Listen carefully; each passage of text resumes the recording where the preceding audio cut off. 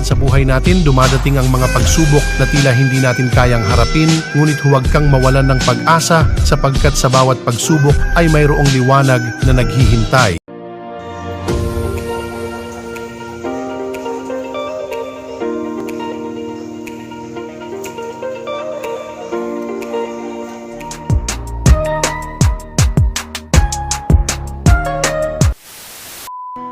Ganito nga pala magpalit ng bed cover. So guys, magpapalit ako ng sapin sa kama kasi nadumihan na. Kailangan natin panatiliin malinis ang ating sapin sa kama dahil ito yung ating hinihigaan. Hello guys, ako nga pala si Ram from Cavite, isang person with disability.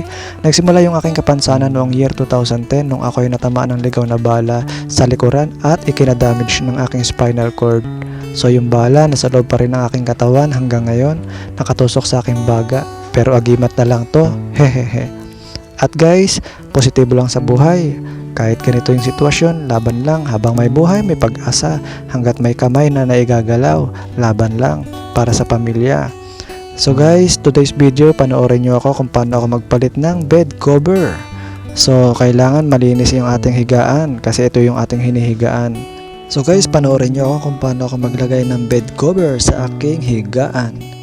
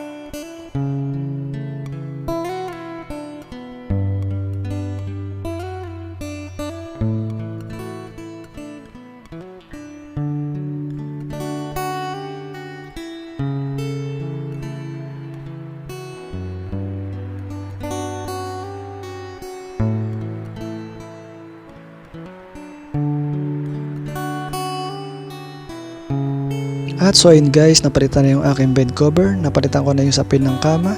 So panatiliin natin malinis yung ating higaan dahil ito yung ating hinihigaan araw at gabi. At guys, maraming salamat nga pala sa mga nanonood ng aking video at maraming salamat nga pala sa mga nakakaintindi ng aking sitwasyon. So guys, magkita-kita ulit tayo sa next kong video. Thank you for watching po. God bless everyone.